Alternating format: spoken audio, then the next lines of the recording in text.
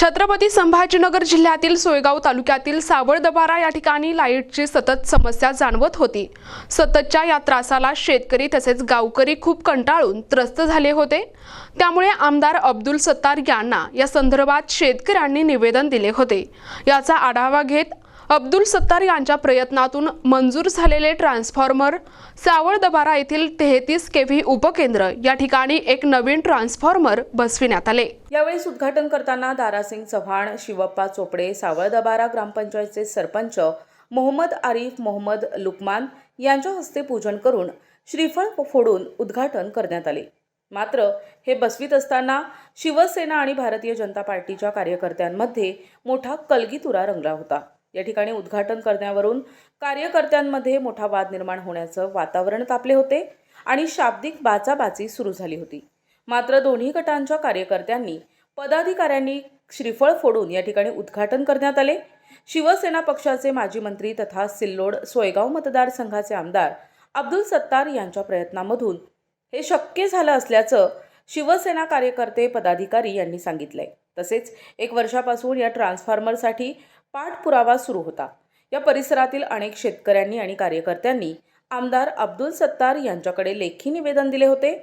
त्याच निवेदनाद्वारे अब्दुल सत्तार यांनी या प्रकरणी 1 वर्षांपासून पाठपुरावा केला आणि शेवटी त्यांच्या पाठपुराव्याला यश आले आणि तेव्हाच हे शक्य होऊन सावळदबारा 33 केव्ही उपकेंद्र येथे एक नवीन ट्रान्सफॉर्मर बसविण्यात आले, असे शिवसेना कार्यकर्ते आणि पदाधिकारी यांनी सांगितले। शेतकऱ्यांची 1 वर्षापासून अब्दुल सत्तार साहेबांकडे मागणी होती। सोयगाव सिल्लोडचे भाग्यवी दाते माजी मंत्री विद्यमान आमदार अब्दुल सत्तार साहेब यांच्या प्रयत्नाने सावळदबाराचा 5 MVA ट्रान्सफॉर्मर मंजूर झाला व आज बसवला गेला। सत्तार साहेबाशिवाय कोणी प्रयत्न करणारच नव्हतं। सत्तार साहेबांना प्रयत्न करून शेतकऱ्याच्या मागणीला प्राधान्य देऊन आज तो ट्रान्सफॉर्मर बसला। आता काही भाजपचे कार्यकारी म्हणत आहे आम्ही आणलेले, याबद्दल काय सांगाल तुम्ही? भाजपच्या लोकांचं कसं असतं, काही आलं की ते फक्त चौकशीवर राहतात, काय आलं काही आलं की पहिले गावात जाऊन हे मी आणलं असं करायचा प्रयत्न असतो त्याचा। दुसरं काही काम करत नसतात ते काही। त्यांचा याच्यामध्ये काही संबंध हे नाही? त्यांचा काय संबंध झाला? आम्हाला पाहिलं त्यांनी, आम्ही ते सब्स्टेशनला आलो आणि त्यांनी पाहिलं तर जमा एक जमा झाली। एक मिनिट। आज या ठिकाणी 24 तारखेला सावळदबारा MECBवर ट्रान्सफॉर्मर आला। हे सर्व माजी कॅबिनेट मंत्री सत्तार साहेब यांना आम्ही निवेदन दिलं होतं सगळं शेतकऱ्यांनी, म्हणून हे 1 वर्षापासून चालू होतं, म्हणून हे ट्रान्सफॉर्मर आला। आणि BJP वाल्याचं काय, जिथं आलं तिथं ते आमचंच आहे म्हणून सांगतात।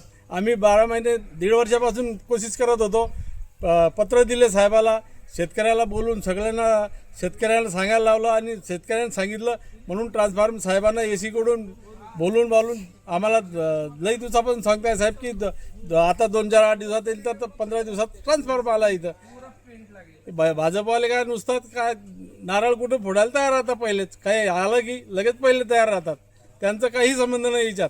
साहेबांनी प्रयत्न केले म्हणून ट्रान्सफॉर्मर आला। प्रतिनिधी जब्बार तडवी, NTV न्यूज मराठी, सोयगाव, छत्रपती संभाजीनगर।